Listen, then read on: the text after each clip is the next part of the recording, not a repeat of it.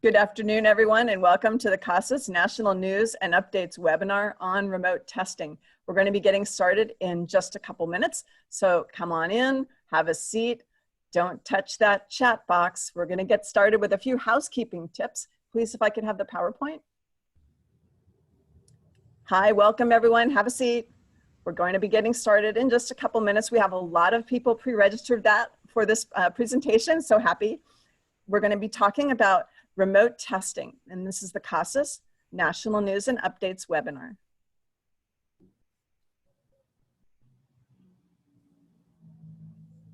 We're going to be getting started in just a couple minutes. Karen, can I please have the PowerPoint slides? I don't have. Oh, good. Oh, good. Linda's got them. Hello, everyone. Welcome. Come on in. I see the number of participants is going up. You are here for the CASAS National News and Updates webinar on remote testing. If you've never been in a Zoom webinar before, there's a few housekeeping tips that I'll be sharing with you. A little bit of details on that. And I see here comes our PowerPoint. Thank you, Linda. Next slide, please. I'm Janice Vera. I'm the National Technical Specialist, and I'm going to be giving you a few of the hints and tips so that we can have a smooth sailing today. First of all, you're automatically muted. It's nothing personal. It's just so that we can have everyone have a chance to talk at the right time. Technical difficulties, like if you can't get Zoom to work, we want those to be put into the Zoom webinar chat. You do not need to add your name or the school. We're not taking roll for this particular event.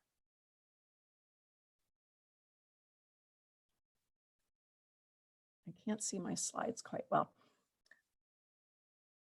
But what we're going to do today, we're going to start with a little bit of housekeeping.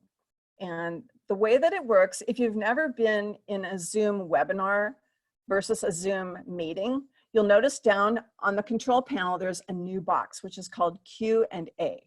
We'll go over how that works first. We're also going to talk about your audio settings, and we're going to talk about the chat box. And I see there's still people joining the room. So we're going to give it a couple of minutes more to get started. Welcome.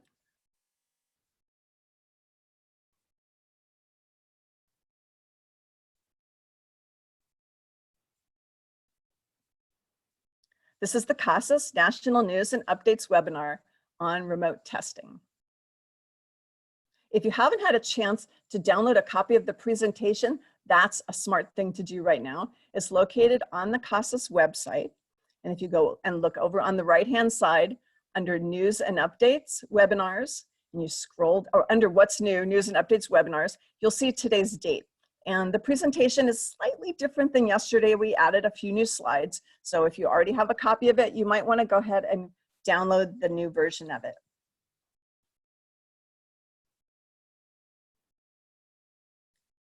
Again, that's on casas.org. That's the last bullet point on this slide.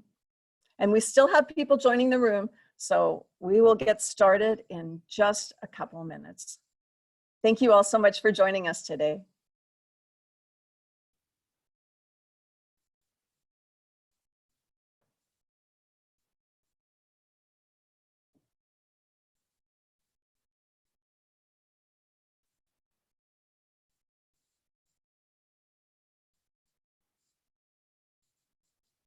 We'll get started in about 1 minute.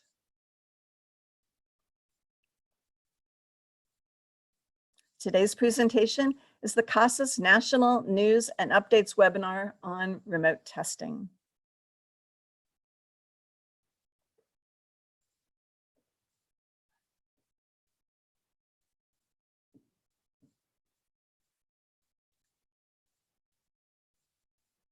For those of you who are just joining now, if you look at the last bullet point on the slide, it gives you the information on where to download the PowerPoint presentation for today. That way you can look at it and follow along. If you're listening on your phones and you have access to a way to look at it, it's on casas.org in the section called What's New over on the right-hand side. And if you scroll down to the fourth bullet point, News and Updates Webinars, you'll find it right there.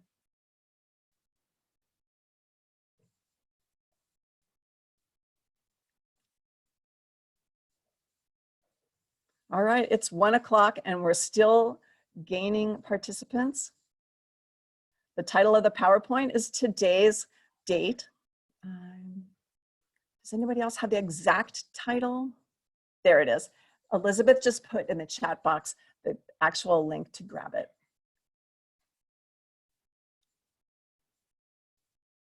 So the way we're going to do it today, because this is a Zoom webinar rather than a Zoom meeting, you have an additional control down at the bottom called Q&A. And let's go through some of the housekeeping slides and then we'll review them at the end while people are still joining. And next slide, please.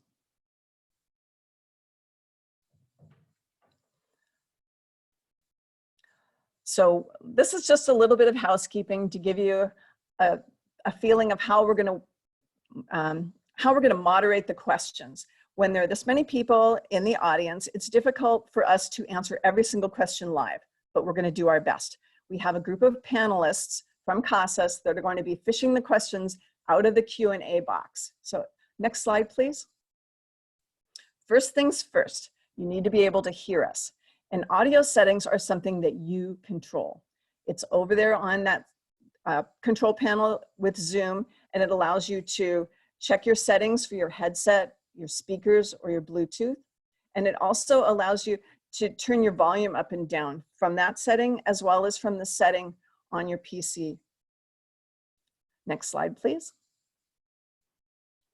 You'll note that if you were to go into the chat box, for us today, we're requesting that if you have a problem like I can't hear or where's the PowerPoint, put that easy question for technical assistance in the chat box. And the way that you do that, on the 2, you'll see that we have all panelists, or you can say everyone. And that would be if you wanted to share a comment, like an observation about your school or something that you noted during the pilot process, etc. Next slide, please.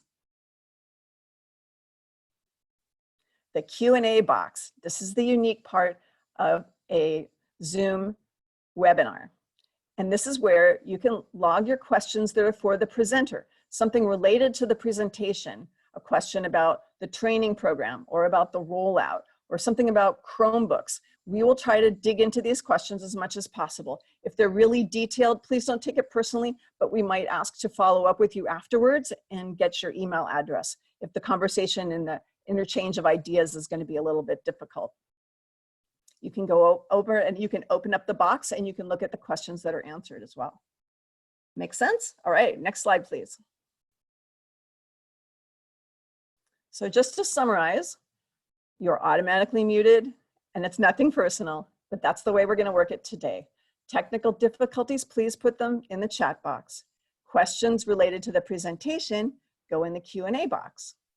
A recording of the webinar will be made just like we did yesterday. This presentation is going to be very similar to the one that we did yesterday, but we did add a few new slides. So if you haven't had a chance to download the slides, that would be a great thing to do. In the What's New section of CASAS.org, under News and Updates Webinars, and go ahead and download it. So I think that's about all the housekeeping. It's 1:03 in the room. I think we need to get started though. So I would like to introduce, if I can have the next slide, please. I would like to introduce today Pat Rickard, who's the president of CASAS. Take it away, Pat. Thank you very much, Janice. And thank you all for joining us this afternoon.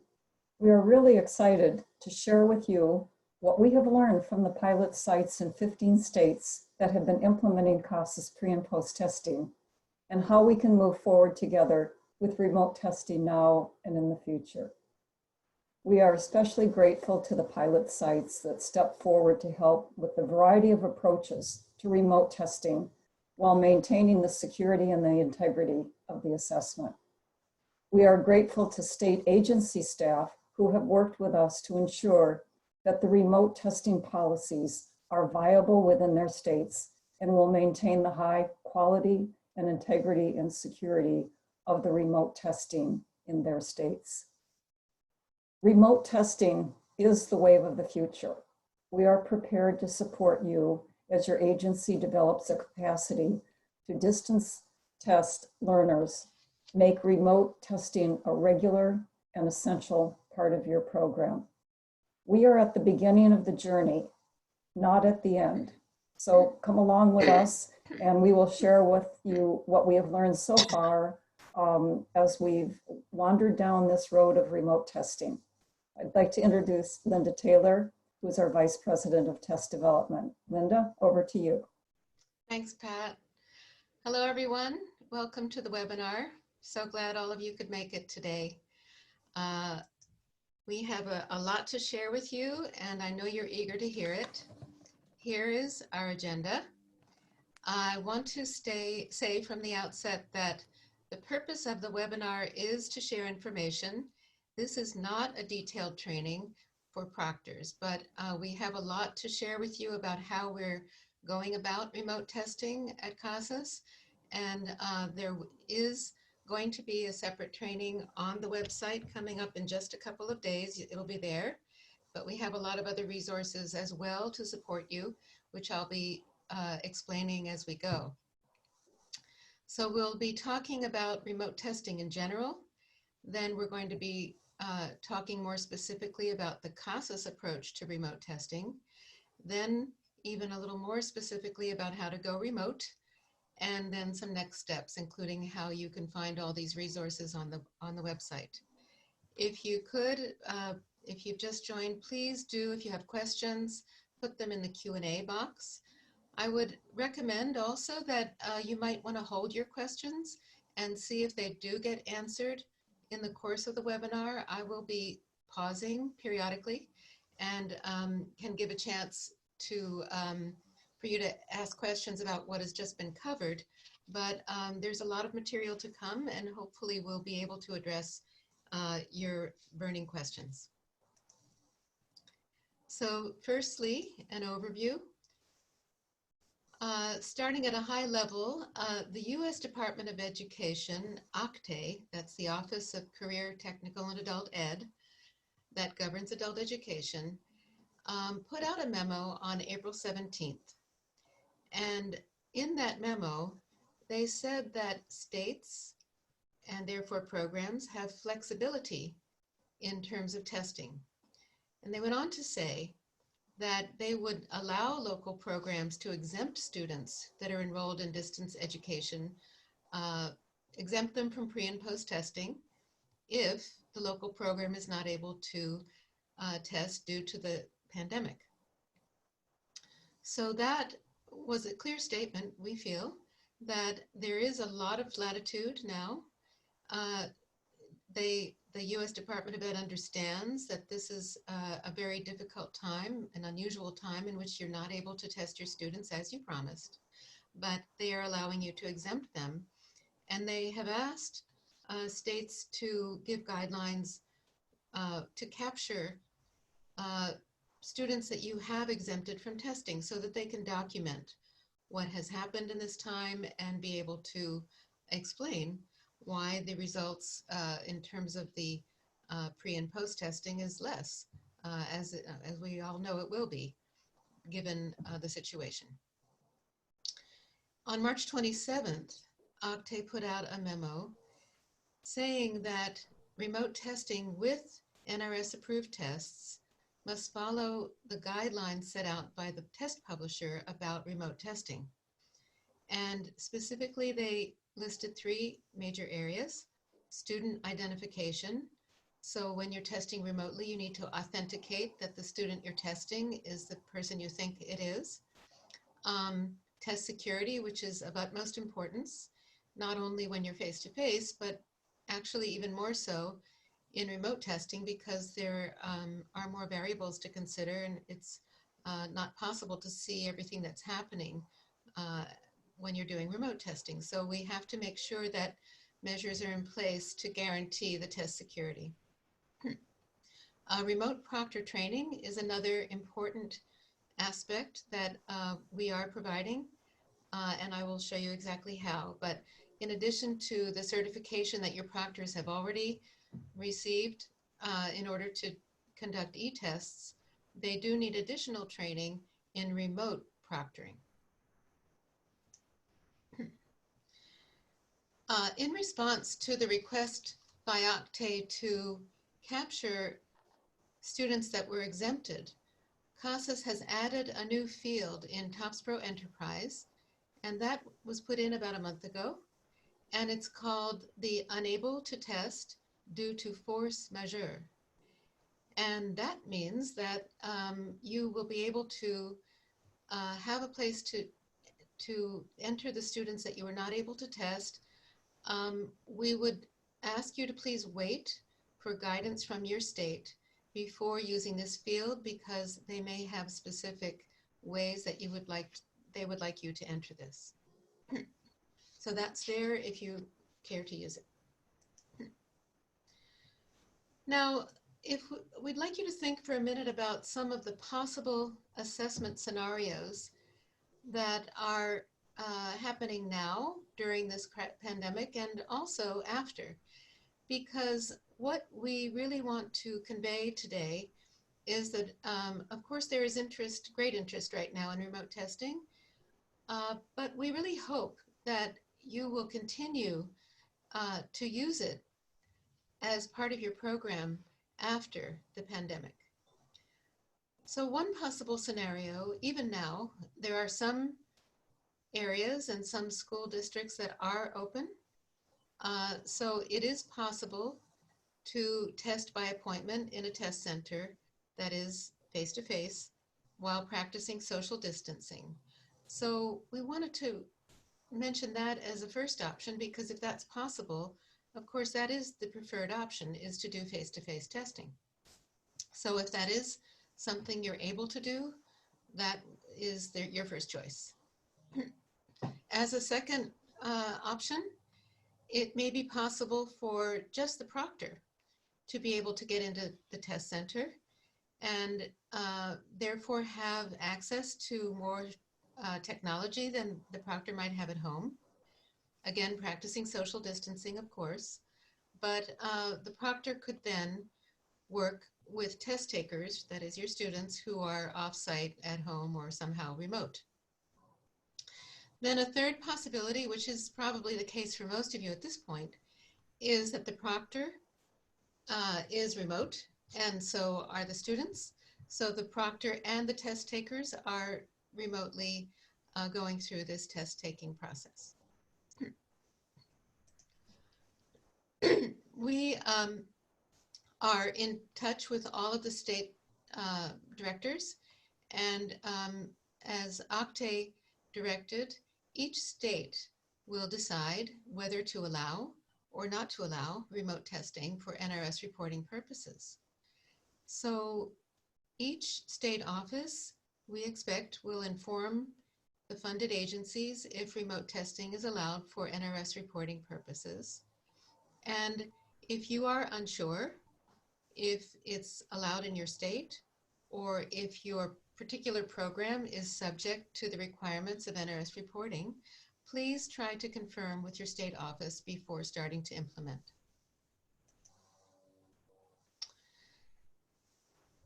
Octave met with all of the test publishers on April 9th and explained their policies and what they were expecting. And then a couple of weeks later, CASAS alone met with Octave on April 17th. We shared with them our plans for remote testing, and we were given permission to roll out remote testing. We were also pleased to hear that Octave was quite impressed with our remote testing plan and with our timeline. On April 20th, we held a webinar for state directors and their staff to inform them about remote testing. And then we have done this set of webinars as well to help keep everyone up to date. Now, what are some of the benefits of remote testing? Clearly, one benefit would be to continue services by post-testing, see if you can get some MSGs. We would recommend that you might want to prioritize which students you decide to post-test. And it's really, hopefully you'll be able to understand and appreciate that it's not going to be possible for you to do remote testing with the same number of students, up to 25, that you were able to test before when you were in your test centers. It's simply not possible to do that and still maintain test security. So you may want to make some decisions about who you would like to post-test. In terms of pre-testing, you would be able to get baseline scores. We know that a lot of our students are coming in now because they're on unemployment. They have some time, and we know that when unemployment is high, that our numbers tend to go up. So if you have new students coming in, of course, you would like to get baseline NRS scores for them. If you're able to pre-test, you can also use the testing information to guide placement into any distance learning materials that you're using. And also by pre-testing, if you're in a workforce training program, you could use that information to determine eligibility for various training programs. So another benefit of remote testing is that it can add flexibility to your program. If you develop the capacity to offer multiple testing options that includes remote testing, that will enable you to not only instruct learners at a distance in either all distance learning mode or a hybrid distance learning and face-to-face mode later on, but you'll also be able to test them. And that way, anytime students are unable to come in to test, or as we learned from one of our pilot sites, they're intending to use remote testing to catch students who left without post-testing and to try to see if they can, if they would be willing to post-test remotely. So we really are hoping that you are going to integrate remote testing into your program, take advantage of how you can offer it to more students and get them tested, and really get on this wave of the future of remote testing along with us. Now, on to the many challenges, and I'm sure you can even add to this list, but we do want to make you aware that we're fully aware of all these challenges, and we tried to consider all of them as we came up with our solutions. First and foremost is access to technology. And we've seen all over the country that this pandemic has accentuated the digital divide. We can see that many of our students only have limited access to technology.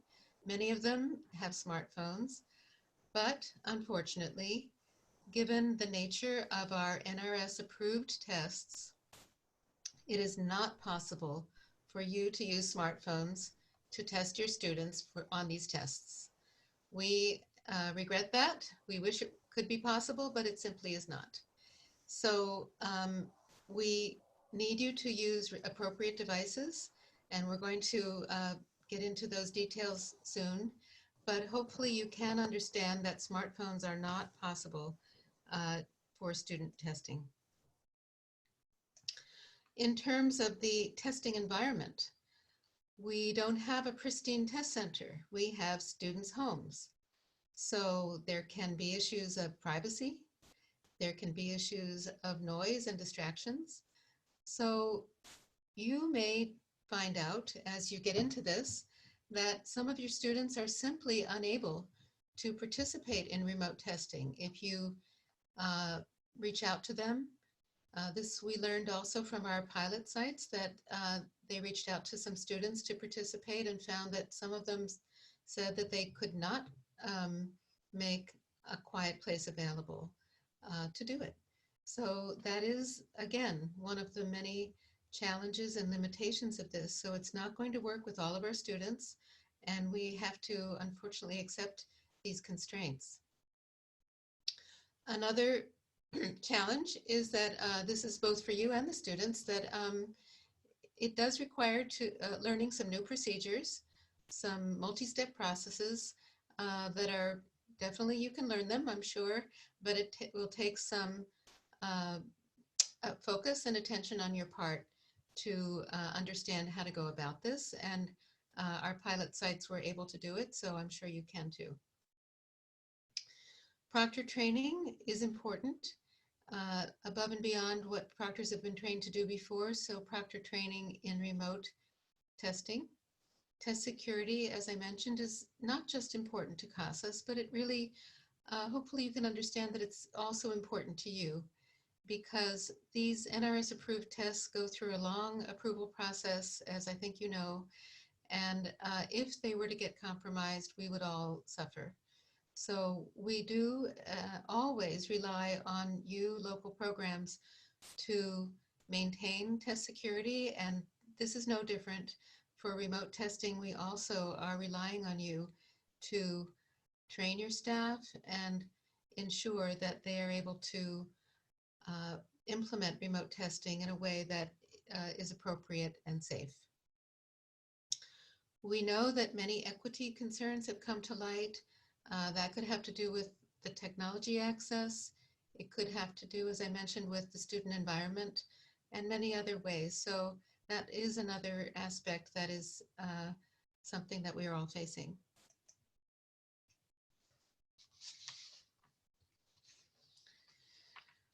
So as CASAS began to look into this, we started by researching. We met with a number of third-party vendors, and some of them have artificial intelligence solutions where the test is recorded and then afterwards reviewed. So I'll be explaining a little bit more, but we found that these solutions were not exactly the most appropriate, but we did look into them and we continue to look into them. We also researched web conferencing platforms, and there are many out there.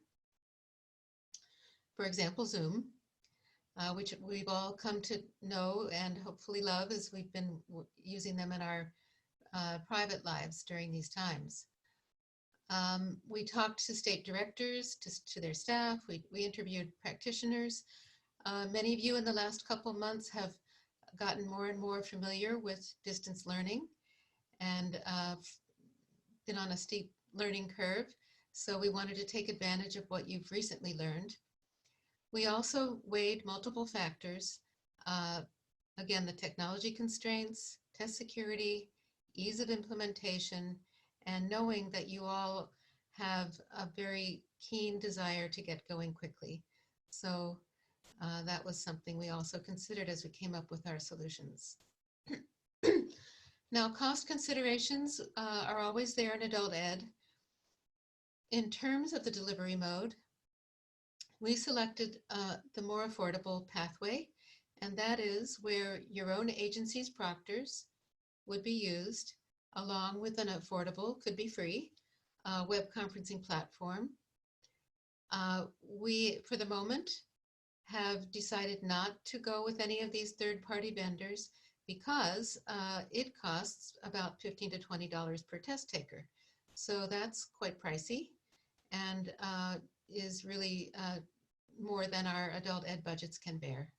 So unless something comes along that is much more affordable than that, that's probably not a way that we will go, but we will keep pursuing it in case it's possible. In terms of access to and cost of technology, we have, I'm going to show you several approaches, and they use different types of devices and platforms, including ones that your students may have. However, as I mentioned, unfortunately, it's not possible for your students to use their mobile phones for NRS approved testing. One area that we are aware is a challenge is that with remote testing, in order to maintain test security, we have to have a limit to the number of test takers that can be tested at one time. So the test taker to proctor ratio is limited. And right now we have capped it at 5 test takers at a time to one proctor. If we see that it's possible to add more, or if you have access to web conferencing platforms or technology that will enable you to test more test takers at a time in a way that is safe and maintains test security, we are all ears. We want to hear about it, and we would encourage you to let us know if you have something that you have access to that you think could work. But with something like Zoom or some of the common ones, we are restricting you now to a maximum of 5 test takers. Actually, we would really recommend that you start with just one-on-one proctor to student ratio to get your feet wet. But if you have experience with this or have been doing it for other kinds of testing, you may be able to leap into something better, but we would want to hear about it and would want to make sure that it's appropriate.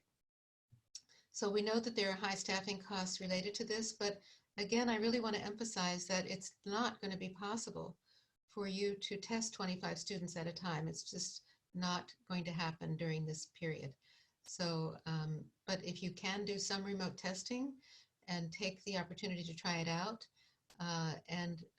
we do very much encourage you to do that now. So one of the test security measures we're putting in place is live proctoring. That means that the proctor is continuously watching the students take the test the whole time they're doing it. So it's synchronous, not asynchronous. It's happening live. We are asking every agency that wants to do remote testing to submit, and it's an online form, a remote testing agreement. That's one per agency. Then every proctor, we are asking agencies to ensure that all proctors submit one of these forms to have them agree to follow the procedures. And as far as students are concerned, normally in our face-to-face centers, we don't need to have any kind of agreement from them. But with remote testing, we do need to get an agreement that they won't cheat. And we are doing that verbally. So that's part of the protocol when the proctor is interacting with the student to ask them to agree to make certain promises about the testing situation. In terms of delivery, it is necessary for you to use e-tests for one thing. Only with e-tests can you do remote testing, and the e-test proctors must be certified. Then also they need additional training in remote testing. We are asking you to please not record the test session. What we discovered is that if you were to record them, it creates challenges for student privacy in terms of how you would store them safely and ensure that they didn't get into wrong hands. Also, in terms of test security, that could be a challenge. So the current guideline is that you are not permitted to record the test session. Hopefully this next point is obvious, but I do want to make it, and that is that CASAS remote testing can only be done with CASAS e-tests and not with paper tests. So we know that some of you have been wanting to get a little creative in using paper tests remotely, but unfortunately we do not allow that. Unless you are face-to-face, and that is this next point. If you are able to be face-to-face with the students, then you, of course, there would be a proctor there. But otherwise, if you must conduct remote testing according to our guidelines, and that would be using CASAS e-tests. Let me pause for just a second. Are there any questions that I ought to address at this point? No, Linda, I think we're doing pretty well. Thank you. Okay.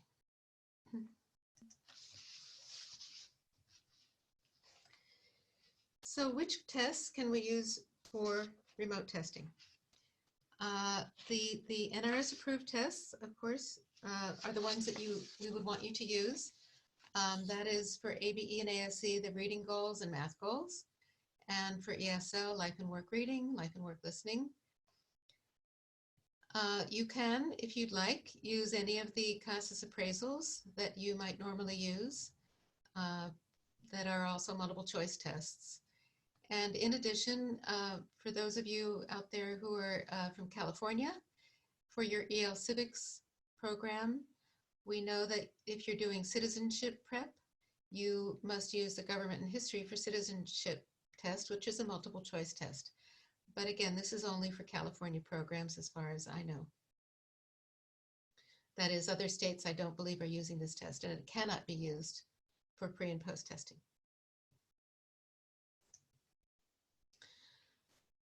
These are the phases of our rollout of remote testing. We started April 20th. As soon as we got approval from OCTAE, we began with clinical tryouts and initial pilots. And we started with what we thought would be the simplest way to do this, and that is using Zoom, which is familiar, and one-on-one, one proctor, one test taker. We started with the reading and math goals tests and life and work reading for ESL.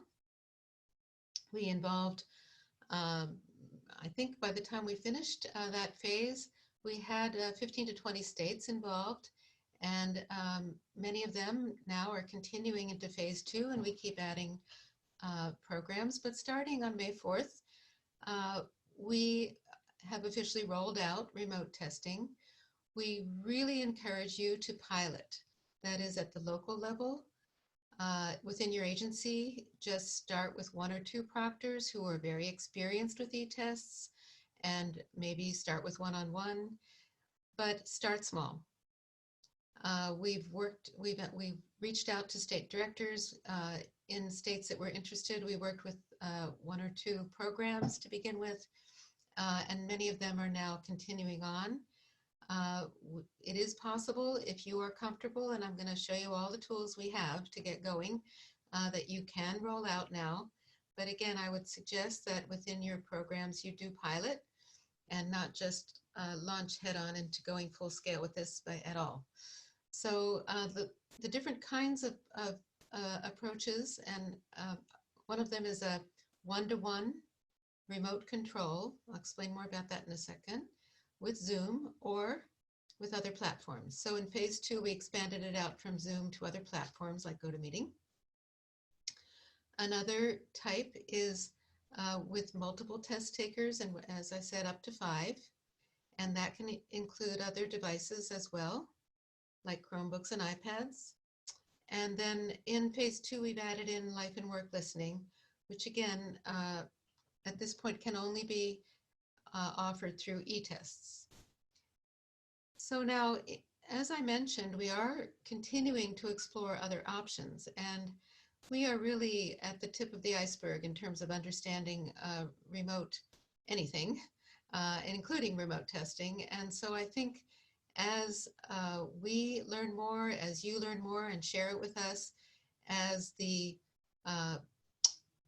software options expand their capabilities, I'm sure that's happening as we speak, and all that comes together, we will try to, and I'm sure we will, be offering additional ways that you'll be able to implement remote testing. We have a few additional features that are very close to being ready to roll out that we're not going to talk about yet today, but that please, we're going to show you how to stay up to date on what we're rolling out, because there, in the next even couple of weeks, there will be some additional ways to do this more efficiently and onward into the future with improvements.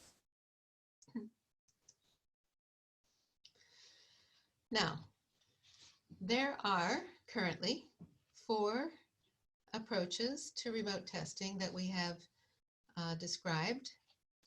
And one of them is where it's one-on-one, one proctor, one test taker. And we call this with remote control. I'm going to, in subsequent slides here, I'm going to go into some details on each of these. There's one-on-one or with multiple test takers, but this one is where the test taker uses a Windows 10 PC. Now we know that many of our test takers don't have a Windows 10 PC, but it is possible. And so if it's possible for you, it's an option that we wanted to make available. Another option for doing multiple test takers at one time is this one that is with Chromebooks or iPads. And I'll be explaining that in a second. And then a fourth option is just one-on-one with test takers using Chromebooks or iPads. Now, I want to be very clear that we have created remote testing guidelines that have detailed step-by-step scripted directions for each of these approaches. So there's a separate remote testing guidelines document for the first approach, the second, the third, and the fourth. The first two are on the website. The third and the fourth ones will be coming out later this week or possibly early next week, but very, very soon. In these guidelines, we have used Zoom as an example because it's familiar to all of us, but there are other web conferencing platforms that you may be able to use. But please be assured that we have given these step-by-step instructions, and our pilot sites have told us that they are extremely helpful to begin with. Then once you've got your sea legs, you'll be able to use the quick reference guide that we've also come up with that just gives an abbreviated version of these. But to get started with any of these different approaches, we have the step-by-step directions, and that will help you to get launched. Then also, each of the guidelines documents has detailed requirements, technical requirements for both proctors and test takers, because they do vary depending on the approach. And the reason we have all these approaches is to give you a lot of options, because we know there's a lot of variability in terms of what your students have available, what your proctors have access to as well, if they cannot get into the test center. So the next slide, I'm going to, well, this is just to show you that these guidelines are documents. They, right now, for example, with this version, number one, we're in version 2.0 already, and we will keep putting up new versions onto the website as they emerge. And we will also be informing you of when we're putting out a new version, so you can stay alert to what's in the new version and what's different about it. Now, this next slide is a summary, but I don't expect you to take this in. And I do want to mention that if this is small on your screen, you on your own device need to try to, if you can, enlarge it. This is as big as I can make it. I cannot make this any bigger. But you may be able to enlarge it on your screen. But I'm just giving you this snapshot right now. I'm going to go back and go through this in detail, but this is a summary of the information I'm about to present. And I'm going to go, first I'm going to talk about the first approach, then the second, the third, and the fourth. And then we'll go back and look at this chart again. And I'm sure you will understand it better when we get back to it. So let's go to the first approach. This is one-to-one with remote control. So in this approach, the test taker has a lot of options. The test taker can be on a PC, a Mac, an iPad, or a tablet. The proctor must have a Windows 10 PC. The proctor has to register their computer for e-testing, and the proctor then remotely shares their screen and gives what's called remote control to the test taker on their device. So in this scenario, the test responses are then entered directly on the test taker's device. Because they have remote control, they are able to do that. The proctor uses the web conferencing platform to monitor the test taker the whole time live. So that video will be showing the whole time of the student. The proctor will see that on their screen to be able to watch the student the whole time. And it's important to have enough internet connection bandwidth for this, and that's something that needs to be checked ahead of time. We will tell you in a minute more about that. But this approach allows for a variety of devices for the test taker. It's important that the web conferencing platform that you use allows for this feature called remote control, and that is different from, in addition to, screen sharing. So this approach is relatively easy to implement for both the proctor and the test taker. And this is what it looks like on the proctor's computer screen. This is a practice test from the eTest sampler. And there you can see the test taker on video on the proctor's screen. This is in Zoom. All right, now in approach number 2, this is either one-on-one or with multiple test takers up to 5. So the test taker in this scenario has to have a Windows PC, a PC with Windows 10. The test taker would register their computer for e-testing, of course, with the help of the proctor, but e-testing gets registered on the test taker's device, and that is a Windows 10 PC. The test taker then would enter their own responses on their device. The proctor has some choices. This can be done with a PC, with a Mac, an iPad, or a Chromebook. The proctor can monitor up to 5 using any web conferencing platform with a webcam and just screen sharing. That remote control feature is not required for this scenario. With multiple test takers, the way we are asking you to do this is to put the test takers in what are called, in some of the platform's private rooms, Zoom calls them breakout rooms, to take the test. And in those private rooms, the test taker cannot see any of the other test takers. It's private. The proctor circulates from breakout room to breakout room to monitor, and the test takers can then ask for assistance. The proctor, you can assemble all of the test takers initially in the main room if you'd like, but then to take the test, they ought to be in a breakout room. Now, there are different ways that you can work this out.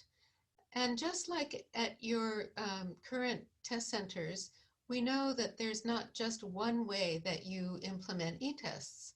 You have some leeway to find out the best strategies, approaches, procedures that work for you, as long as you maintain the important test security protocols that CASAS requires. So one a variation on the theme that one of our pilot sites tried was that they had more than one proctor. So they had 5 test takers and 2 proctors. Another one had a role called a moderator. And that was somebody who was not necessarily an e-test certified proctor, but someone who could help and look at student ID, you know, if they're in the main room, be with the test takers before they go to test, or if the proctor is busy with one, be there for them.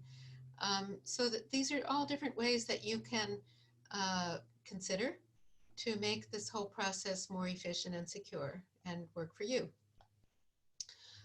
Just like in your face-to-face test centers, it is possible for the test takers to take more than one CASAS test form at a time. So you might have one student taking Reading Goals 903R, another one might be taking another test form 905R, or whatever combination. Though, of course, it would go more smoothly if they're all taking the same form, because they can start and finish more or less at the same time and have the same practice items. But that is not at all required. And if you want to have them taking different forms, that is fine. The third approach can be either one-on-one or with multiple test takers. In this approach, you can use Chromebooks, that is, the test takers can use Chromebooks or iPads. And we know from the research we've done, and I'm sure you are now aware of this, that many of our students do have Chromebooks. Some of the K-12 districts gave them out to kids. Also, of course, they're affordable, so it's something that, that our students may have, or they may have iPads, or they may have tablets. That's also possible. So in this approach, however, I have to say that there is a restriction, this number 3 approach. I'm going to tell you one where it's not as restrictive. But in this approach, the test taker is on Chromebooks, but in something called kiosk mode. And that is what enables the Chromebook to have a secure browser. So that is required. And we know that if you've been using Chromebooks already for e-testing, you're already familiar. That's not a new requirement. That's something that's always been there if you're using Chromebooks for e-testing. It's just a little bit perhaps more challenging to get this to work out in a remote context because if your students are using their own Chromebooks, it may be difficult to get them into kiosk mode. But if you have issued Chromebooks to your students and you have control of them, then there are ways that you may be able to enable that kiosk mode remotely. So there's going to be all different ways this can play out, and you can call our tech support or Chromebooks tech support to find out how to do this. Also, a similar process can be done with iPads. And with iPads, there's something called guided access mode, which works in a similar way. It locks down the iPad so that no other application can run and makes it secure. So these are possibilities. If you can work them out, they can work very well. The test taker's device would then be registered for e-testing, and we have some suggestions for that that will be in the guidelines. We have, for remote testing, changed the requirement for the number of people required to register a device. It used to be 2, and now it's 1. So now it's possible for one proctor to work with the student to register their device, and you don't need anyone else involved. So that's a change that we made in order to facilitate remote testing. In this approach, the test taker enters their response on their own device, a Chromebook or an iPad. The proctor can use a variety of devices, a PC, a Mac, an iPad, or a Chromebook. The proctor can, as before, only monitor up to 5 test takers using any web conferencing platform with a webcam, and again, needs sufficient internet bandwidth. The fourth option is interesting. We would say this is a last recourse, but it is a possibility. And it is where it's one-on-one only, and where the test taker is going to orally respond. And here you would have the ability to have the test taker use a Chromebook or an iPad. The proctor must use Windows 10 PC because the proctor is going to register their computer for e-testing, run e-tests on their computer, and then share their screen with the test taker. So in this scenario, the student, the test taker, is going to see the test that's being run on the proctor's computer. They'll see it on their device, and they will go through the test and orally tell the proctor their answer for each question. So it's a little primitive, but it can work. So this is a solution if none of the others can work for you. The test taker has a variety of options. Actually, a tablet is possible, as well as a PC, Mac, or an iPad. or a Chromebook, sorry, that needs to be there. Sorry. The proctor can use any web conferencing platform.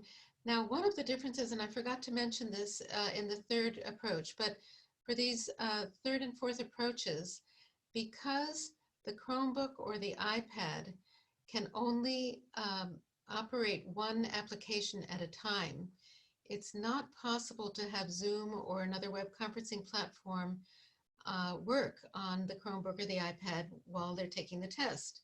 So in this scenario and in number 3, you would need to have the test taker use their smartphone, put it off on the side so that it's facing the computer and the student's hands. And so you can see, actually, you can see more of the student doing this. It's a little bit cumbersome to have this additional device, but it's the only way that the proctor can observe the test taker because it cannot be done on the Chromebook or the iPad. So this is an additional requirement for this approach where the mobile phone is an extra piece of technology that has to be used to get this to work. But other than that, this is a rather easy way to implement this. I'll just go back and show you, oops, go back, that in this approach number 3, it's not there. All right, should be there, that you have to use a mobile phone. All right, now I think you're going to be able to understand this chart. And let's go through it just so you can see how it's organized. We have headings. Of course, going across, we have each of these approaches, 4 approaches. And for each approach, we describe it first. So the first one is the one-to-one remote control. Is it one-to-one? Yes, it is. Can you do multiple test takers? No, you cannot. The registration of e-test is on whose device? And in this approach, it's on the proctor's device.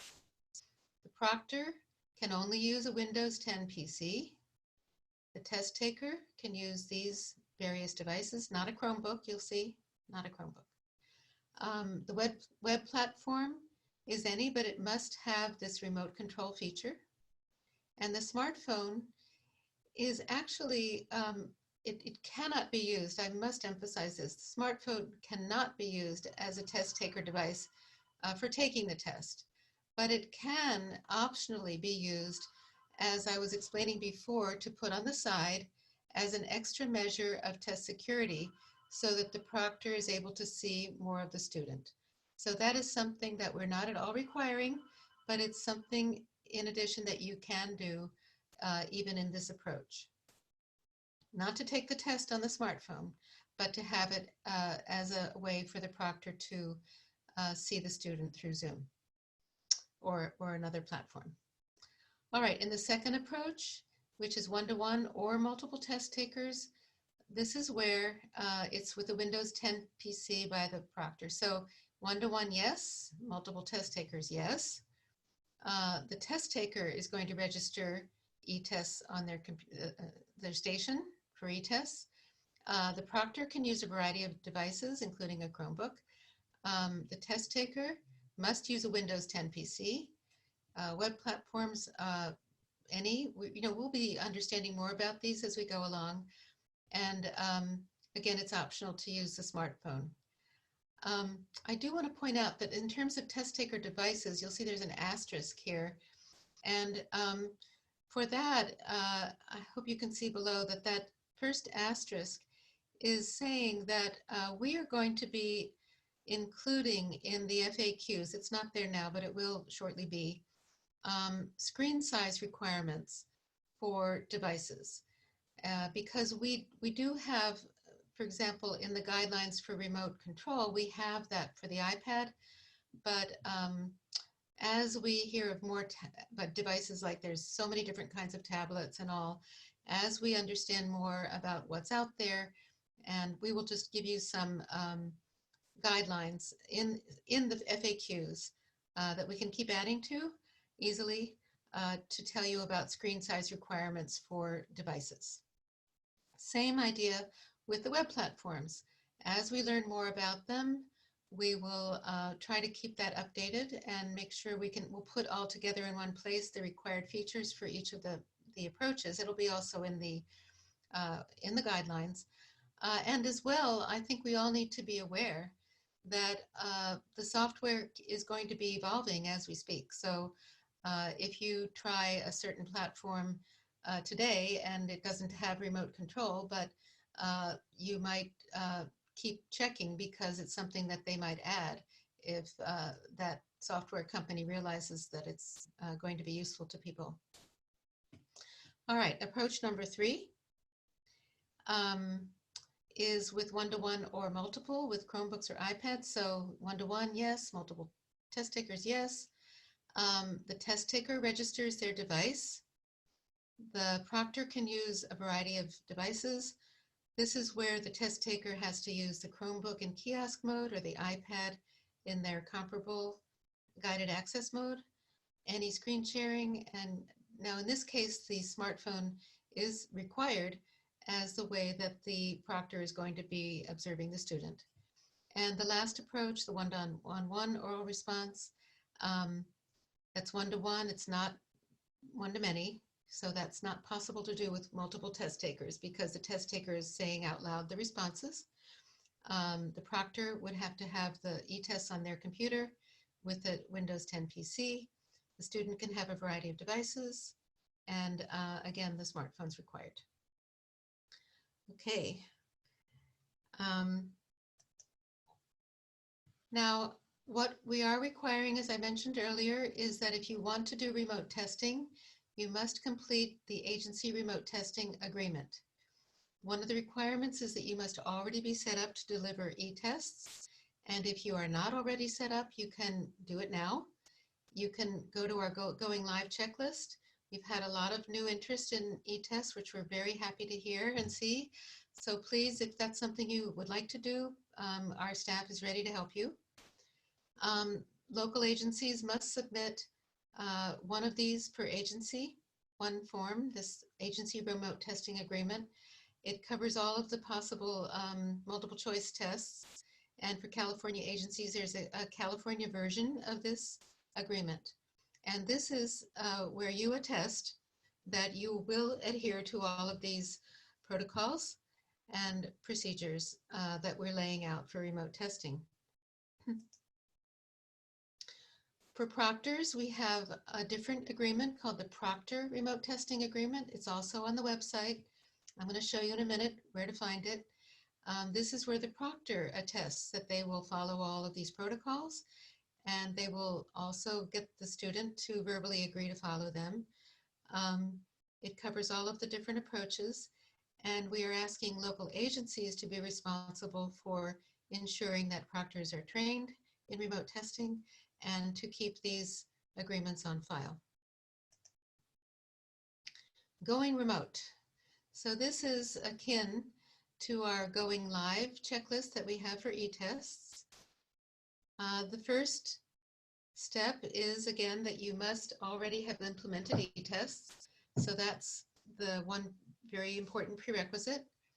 The next step, and I cannot emphasize this enough, it is so important for you to read the remote testing guidelines for the approach or the approaches that you plan to use.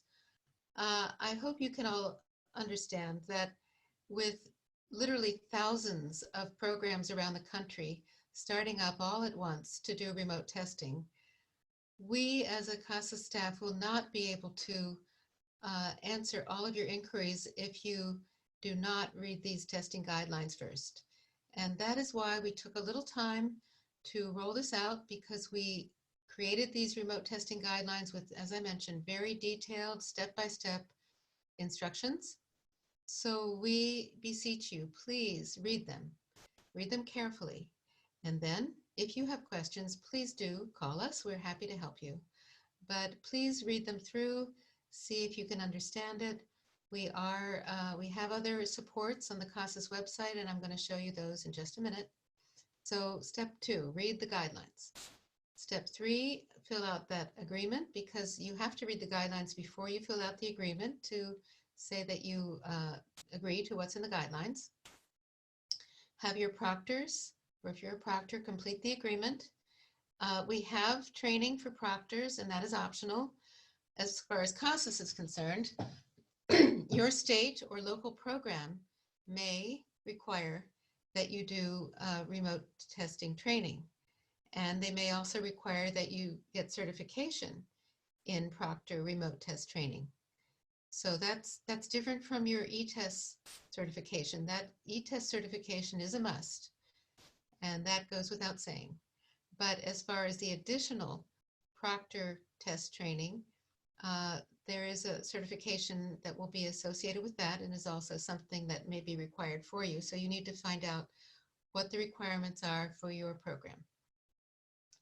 Then you want to verify the proctor equipment, the technology, webcams, all of that, and make sure that they have experience. Ideally, they are experienced in e-tests. Of course, if they're new, they'll get experience.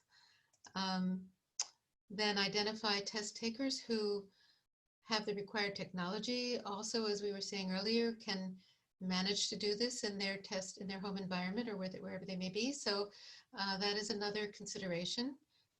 Make sure your test takers can manage this.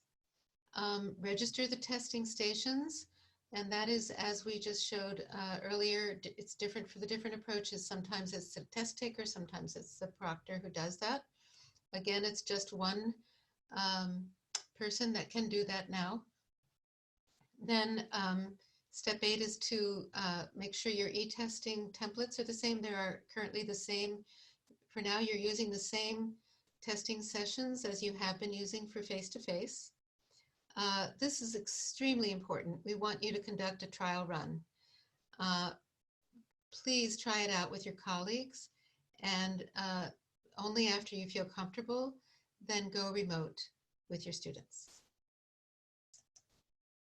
This is, you can see what that going remote checklist looks like when you pull it off our CASAS website, and you can see it has live links to these documents. One of the things we feel is extremely important is to make sure you allow enough time for test preparation. So we do recommend that before you give the test, and that can be either on the day of the test or before, so on the day before or the same day, the proctor, or as we said, a moderator, someone meets with the test taker to confirm that they have the appropriate technology, to verify their identity, to go over with them about that the fact that you're going to ask them to scan the room, and make it clear why you're going to do that. It's not for any other purpose than to make sure that there's no one there to help them, that there are no inappropriate devices or aids that they should not have. So that's all we're looking for. Go over the test procedures, make sure they're comfortable, make sure they're aware as well that the proctor is going to be watching them on video throughout the test. And we know that some of our students may be slightly uncomfortable with that. So we would encourage you to make sure they're aware that that's going to be part of it, and hopefully by letting them know in advance, they can get more comfortable with that. They still may be slightly uncomfortable, but this is something that unfortunately with remote testing is something that's unavoidable. Then on testing day, you do need to repeat some of these same things, that is to verify their identity. Once again, actually scan the room on that day to ensure that it's appropriate, and then give the test. We learned a lot from our pilot sites. Here's a couple things that they said. So we were happy to hear that they were successful. We learned from them that they had to sometimes change web conferencing platforms from what they normally use to something else because they needed the features, especially for that remote control feature for that first approach. And that they did discover a lot of innovative ways to do this. And we're sure that all of you will too. This is such a new thing for all of us, and we are learning as we go. And we really want you to let us know how you are innovating. If you find ways that we hadn't thought of, we want you to tell us. And if you discover issues that we hadn't addressed, we also want you to tell us those things so we can hopefully fix them. So now, as in terms of next steps, I'm going to go in a minute to the website, but I want to tell you that we have a lot of resources there for you. We have a remote testing webpage that has the guidelines. That is with those detailed instructions. It has the agreements for the agency and for the proctor. It has the Going Remote checklist. It has a quick reference guide that you can use once you're familiar with the guidelines. It has FAQs that we will keep adding to and updating. And it has links to the remote testing training. California agencies, we have a separate remote testing page for California that's in the California section of the CASAS website. This webinar is recording, and it's going to be on the CASAS website as soon as we can get it there today. If you have additional questions, we're going to ask you to send it to remotetesting@casas.org and send your technical questions to techsupport@casas.org. If you want to be a pilot, we would welcome you to do that and let us know that. That is especially if you want to do one of the multiple test taker approaches, or if you would like to try it out with a Chromebook or an iPad, because we are at the moment less familiar with those devices, so we want to learn more about it. All right, so here's the CASAS homepage. If you see over here, there's the What's New section, and first there's remote testing, and secondly, update on CASAS testing during the COVID-19 pandemic. I'm going to click first on this second one. Here we go. And this is where we are continually giving information about how CASAS is addressing remote testing. So we just updated this on Monday. I expect, I'm quite sure we'll be updating it at the end of the week, because we have made a lot of enhancements this week. So you can look here to get a snapshot of what's new in terms of remote testing. And now back to the home page. If you click on the remote testing link, that will take you to this new remote testing for CASAS tests page. So here, the first thing is the CASAS remote testing guidelines, which is the approach number 1, one-to-one remote control, and we're already in version 2.0. So you can download that. Please do. Please read it carefully and then call. All right. Now the second approach, which is one-on-one or multiple test takers, Windows 10 PCs. That's with students having that approach. That's there. We're targeting for the end of the week to post the guidelines for approach 3 and 4. That's with Chromebooks and iPads and tablets. The Going Remote checklist is up. You can use that if you're just to get started with all the steps that I showed you. The quick reference guide is there. Let me show you that. This is something that once you feel comfortable with the guidelines, it gives you the very short version of all the steps and exactly what you do step by step. And the first part is in the preparation session, where you meet with the students ahead of time, and then all the steps for that. And then what we're calling part B is actually taking the test. And you can see here, it gives you the script. Let me see if I can make this a little bigger. So you can see the level of detail that we're providing here. This is also the level of detail in the guidelines, where we're actually telling you, here's what you say. Before we start, I need to go over a few important things. I will also ask you some questions, etc. You know, and in terms of the room, is anybody else in your room? Will you take the test by yourself? So we've given you a simplified language that we hope that you can use with your students. If you want to, by the way, use the native language in this portion before you actually begin before you start the test, as always, you can. So if you want to test with low-level learners, and if you happen to speak their native language, or you can involve those who do, then you can use a native language for this part. Of course, you can also do the same in the whole preparation section, is whatever it takes to convey that to the student. But once you get to starting the test, of course, you cannot coach the student as always, nor can you use native language.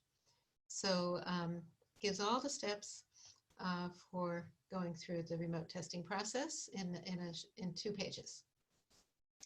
And then the FAQs we've just begun, we will add to them. And then down below we have these agreements. So if I click on the agency remote testing agreement, that brings up, it's actually a Moodle form, and if you click on it, it will start you into filling it out, and then you can submit it. You submit it online to us. It goes right into, just like you do with your other certifications. This is not a certification. It's like your implementation agreement. It's a form that we will then have on record. The Proctor remote testing agreement is also a Moodle form, and this is one that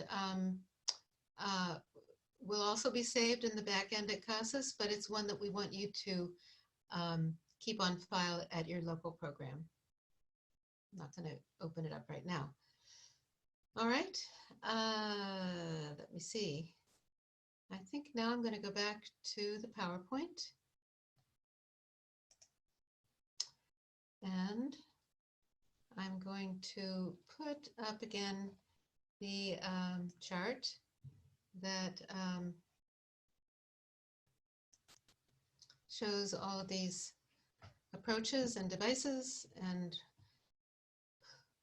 platforms. And now I'll ask if anyone has any additional questions. I see the Q&A has no open questions, which is kind of amazing. Linda, this document, the chart is fabulous. Are you planning to post it also along with the other documentation and training tools? Absolutely, yes. Great. Also, there was a question in the box about if the questions and answers that have been covered already, there's been about 70 of them, if they'll be available. And our plan is to post them on CASAS.org alongside of the YouTube video of today's presentation and a copy of the PowerPoint as well. So yes, the answer is once we shake out some of the final questions and answers, we will post it. I will mention, I don't know if it's been asked and answered already, but we are about to post a Proctor training, which will basically cover the points in the guidelines. And we'll begin with the one-to-one remote control approach, and then we'll put up a Proctor training for each of these approaches. The Proctor training will be recorded online, and it will be something that you'll be able to access on the website. I do want to emphasize that as far as CASAS is concerned, it's optional, but your local program or your state may require it. So that's in the coming soon. And just to be clear, the approach 3 and 4 guidelines are also coming soon, but very soon, by the end of the week. Great. Yes, that was a question that came up several times in the Q&A. Thanks for clarifying, Linda.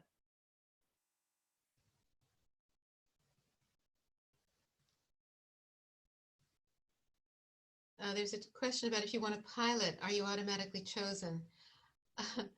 I mean, we'll talk to you about it. We're really okay. Jesse is going to answer this question.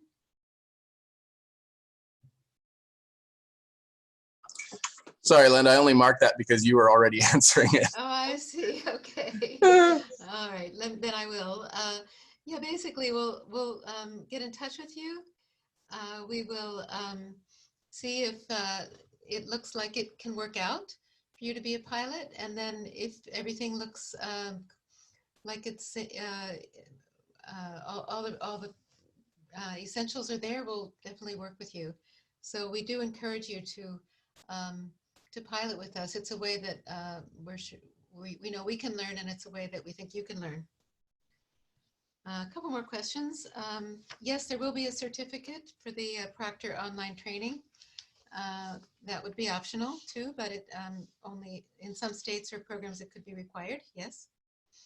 The proctors must have e-test certification. That is basic e-test certification. That is absolutely required for proctors.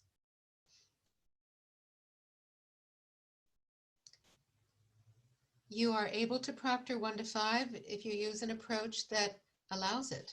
So you would have to see, according to the approach, if it allows. So the first approach, you cannot test up to 5 because in this first approach, it only allows one-on-one. Same thing for number 4. But if you choose approach 2 or 3, you can test multiple test takers at one time. Yes, programs can begin the Go Remote process now as long as your state allows you to do remote testing. There are several states that either have decided not to allow remote testing at this time, or that have not yet published their policy on this. And there are a number of states that have absolutely given the go-ahead for it. So as we have to rely on the state directors and staff to convey that to programs and to us. We will try to keep all of our staff updated as long as we hear, so that we can advise programs. But as long as it's possible in your program, you are definitely now permitted to go live with remote testing, as long as you submit the agency. Each agency must submit the agency remote testing agreement. Each proctor must submit their proctor remote testing agreement, and then you must read the guidelines and make sure that you're able to use the appropriate technology.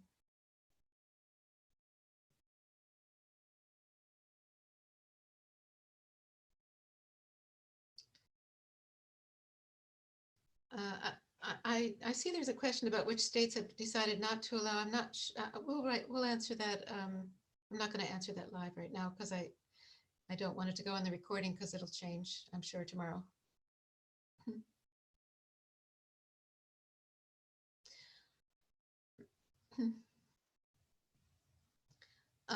This presentation will be online as soon as we can process it, and that usually takes about an hour or 2, maybe 3. So as soon as we can.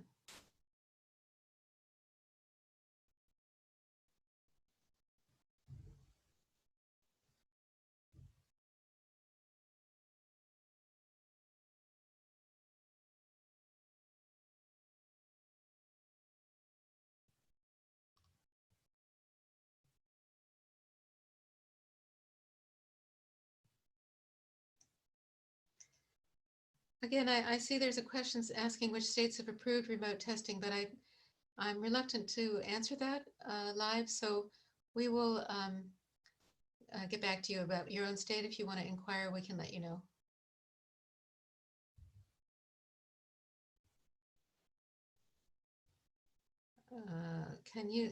Can students use something other than an iPad or Chromebook? Well, please look at this list here and you'll be able to know. It depends on the approach is the answer. So you need to study this chart to see which test taker, that's a student, which test taker device can be used with which approach.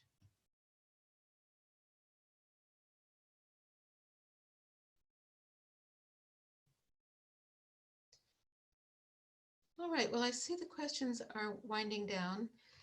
I just want to say that, again, we really hope that you will integrate remote testing into your program offerings. This is a real opportunity for us, and especially, I think if we look ahead, unfortunately, it's likely that our adult ed budgets are going to be reduced due to the effects of this pandemic. And as a result, we may find that our students are not able to come in to our programs. We may be doing more remotely. And as a result, we think it will be great if you can develop your capacity to offer them remote testing. And now is an excellent time to get up to speed with it, even if you do it on a limited basis, to try it out, learn what works for you, and then be ready so that in the future, come what may, you'll be prepared. We are very much looking forward to working with you on this. We're just beginning to learn all about it, and as we've said a number of times, the software keeps evolving. Our own understanding of how it can be applied to testing keeps evolving. So we look forward, as we always have, to be in close partnership with all of you as we learn about this together. So thank you again for attending today, and we look forward to working with you.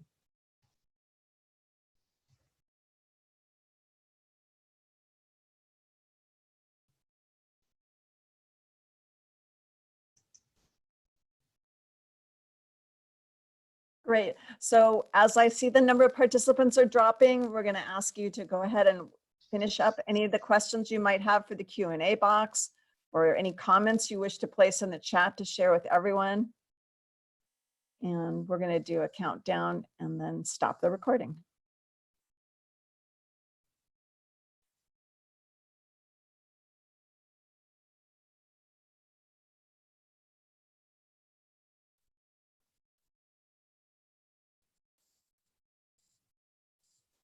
Jesse, do you have any open Q&A you're actively involved in, or are we ready to stop? No, I'm finished. Thank you. Excellent. A few more questions and then we're going to wind it down. If someone has their hand up and wishes to ask a question and you're connected via phone and you can't actually do that, if you could send an email to remotetesting@casas.org. That's REMOTETESTING@casas.org. Thank you.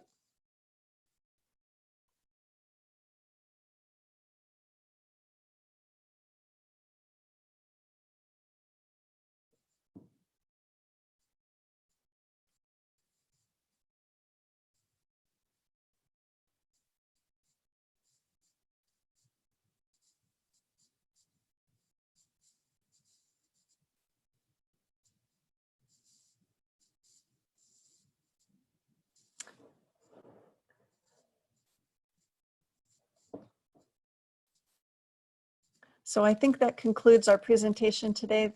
If you have any questions and you wish to email it to us, remotetesting@casas.org, we will check that email address frequently. Karen, are you recording?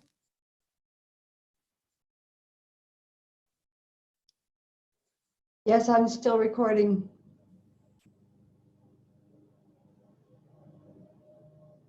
Well, thank you all for attending today. We appreciate all your feedback and your comments. So I'm going to count down 3, 2,